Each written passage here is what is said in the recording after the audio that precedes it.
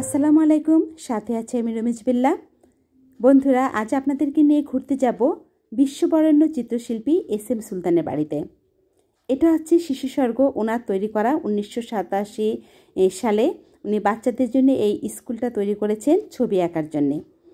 তো এরপরে আমরা টিকিট কাটতে চলে এলাম। সেই টিকিট এখানে এসে দেখলাম যেখানে অনেক ভিড়। একটা স্কুল থেকেও এখানে আজকে ওরা শিক্ষা সফর যেটা সেজন্য এসছে। তো আমি ভাবলাম যে এখানে আর বেশিক্ষণ অপেক্ষা না করে, যেহেতু একটা লম্বা লাইন পড়ে গেছে, তাহলে বাড়ির পিছনটা ঘুরে আসি। তো ঢোকার আগেই বাড়ির পিছনে গেলাম এবং বাড়ির পিছনে কিন্তু ওনার ভ্রাম্যমান যে শিশু স্বর্গ সেটা এখানে উপস্থিত আছে। ভ্রাম্যমান শিশু স্বর্গ বুঝতেই পারছেন, এটা একটা নৌকা এবং এই নৌকা তৈরির পিছনে একটা বিশাল গল্প আছে। যে নৌকাটা তৈরি করতে কত খরচ পড়বে, তার উপরে বিনিময়ে কতটুকুন কাঠ লাগবে, কতটুকুন লোহা লাগবে, কি কি যন্ত্রপাতি লাগবে, কয়টা ঘর থাকবে এবং নৌকাটা কোথায় কোথায় যেতে পারবে, সেখানে কতজন মানুষ, কতজন বাচ্চাকে নিয়ে তিনি উঠতে পারবেন। ওনার ইচ্ছা ছিল 600 বাচ্চা নিয়ে উনি নৌকাটাতে ভ্রমণ করবেন এবং ছবি আঁকবেন। তো এরকমই একটা ইচ্ছা ওনার ছিল, কিন্তু পুরো ইচ্ছাটা কিন্তু ওনার পূরণ হয়নি। কিয়দাংশ ইচ্ছা পূরণ হয়েছে, তবুও বোটটা দেখতে পেরে আমার কিন্তু ভীষণ ভালো লেগেছে। এবং ওনার বাড়িটা চিত্রা নদীর পাড়ে অবস্থিত। এইটা হচ্ছে চিত্রা নদী এবং ওনার চিত্রা নদীর একদম সংলগ্নই ওনার বাড়িটা।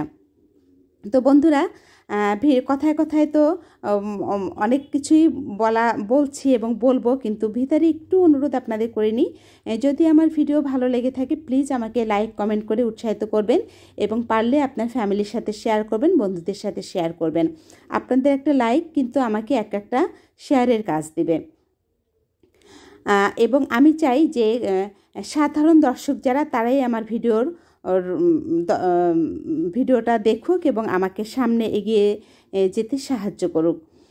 তো বন্ধুরা, এখন আমি টিকিট কাটার চান্স পেলাম এবং ভিতরে চলে এলাম। তো প্রথমেই যেটা আমি করলাম, ওনার যে বেদি আছে, তো এখানে লেখা আছে যে পাদুকা খুলে বেদিতে উঠুন। তো পাদুকা মানে জুতা, তো জুতা খুলে বেদিতে উঠলাম এবং যেহেতু উনি একজন মুসলিম এবং আমিও একজন মুসলিম, অতএব এখানে সালাম দিতে হয়। যে সালামটা দিলাম, আসসালামু আলাইকুম ইয়া আহলাল কবর। তো দেখে ভালোই লাগলো, ওনার কবরটাও জিয়ারত করতে পারলাম। আলহামদুলিল্লাহ, আলহামদুলিল্লাহ, আলহামদুলিল্লাহ। তো সব কিছু মিলিয়ে এটা এখন সরকারি স্থাপনা। বাংলাদেশের যে কয়টা সরকারি স্থাপনা আছে তার ভিতরে এস.এম. সুলতানের স্মৃতি সংগ্রহশালাটাও সরকারি স্থাপনার মধ্যে চলে গেছে। তো যা হোক, আমি যেহেতু এখানে কোনো অ্যাপ্লিকেশন জমা দেইনি, আমার চ্যানেলের পক্ষ থেকে লিংক দেইনি, আসলে এই প্রস্তুতিটা আমার ছিল না।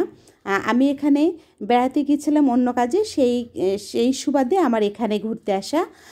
তো যার কারণে কিন্তু আমি ফুল ভিডিওটা এখান থেকে আমি নিতে পারিনি, ভিডিওগুলো আমি নিতে পারিনি, কোনো ছবি নিতে পারিনি। সেগুলা নেওয়া আইনত এটা নিষেধ। এখানে আমাকে অ্যাপ্লিকেশন জমা দিতে হয়, যে কোনো কন্টেন্ট ক্রিয়েটরকে অ্যাপ্লিকেশন জমা দিতে হয়। তাও যে কয়টা আমি নিতে পেরেছি, এই কিছু ছবি আমি এখান থেকে নিয়েছি ওনাদেরকে রিকোয়েস্ট করে। এরপরে তো আমি পুরোটাই ঘুরে দেখেছি। তো ভালো লাগে, অসম্ভব ভালো লাগে। বিশেষ করে উনি আমাদের দেশের জন্য অনেক সুনাম বয়ে এনেছেন। আমাদের দেশের যে দুজন বরেণ্য চিত্রশিল্পী, জয়নুল আবেদিন এবং এস.এম.